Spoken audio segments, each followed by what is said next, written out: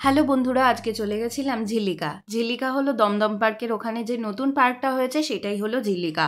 ২ নম্বর subway দিয়ে আমরা ১ নম্বর gate দিয়ে ঢুকবো। এই ঝিল্লিকাতে কিন্তু সকালবেলা যেরকম মর্নিং ওয়াকের জন্য খোলা থাকে তেমনি ইভিনিং ওয়াকের জন্যও খোলা থাকে। আর এই ঝিল্লিকাতে কিন্তু নয়নজলি খালে কিন্তু আগে কিন্তু পদ্ম চাষ হতো, আর এখন কিন্তু এখানে সুন্দর সাজানো গোছানো একটি পার্ক তৈরি হয়ে গেছে। আর এই বেশ কিছুদিন হলো এই জায়গাটায় আর যেতে দেওয়া হয় না, না হলে পার্কটা কিন্তু খুব বড় পার্ক ছিল, যতখানি খাল আছে ততখানি পার্ক। আর এই ঝিল্লিকা কিন্তু হচ্ছে শুধুমাত্র মর্নিং ওয়াক নয়, এখানে ইভিনিং ওয়াকও হয়।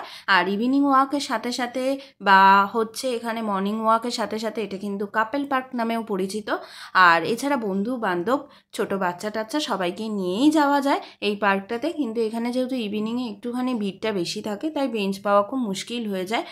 আর এই যে দেখো কি সুন্দর সাজানো গোছানো পার্কটা, দুই ধারে শুধু গাছপালা। আর এই নয়নজলি খালে এখন কিন্তু শাপলা ফুল রয়েছে, আর শরৎকাল এলে পারে এখানে কিন্তু পদ্ম ফুলের চাষ হবে। এই ঝিল্লিকা পার্কে কিন্তু খাবার দাবার তারপরে প্লাস্টিক এগুলো কিন্তু নিয়ে যাওয়া নিষিদ্ধ। এত সুন্দর একটি সন্ধ্যাবেলা আর এত সুন্দর একটি মনোরম পরিবেশ, এখানে বসে বসে কিন্তু গল্প করার জন্য খুব সুন্দর একটি জায়গা। এছাড়া যারা আমার মতন ভিডিও বানাতে ভালোবাসো বা রিলস করতে বা ছবি তুলতে, তাদের জন্য অবশ্যই ঝিল্লিকা পছন্দ হবে। ঝিল্লিকা কিন্তু দমদম পার্কে নামলেই একদম হচ্ছে দমদম পার্কের একেবারে রাস্তার ওপরেই হচ্ছে ঝিল্লিকা। আর এই জায়গাটা দেখো, এই জায়গাটা ছোট্ট দ্বীপের মতন, এই জায়গাটা হচ্ছে ঝিল্লিকার মূল আকর্ষণ। তাহলে বন্ধুরা, ভিডিওটা কেমন লাগলো? ভিডিওটা যদি ভালো লাগে লাইক কমেন্ট শেয়ার করতে ভুলো না।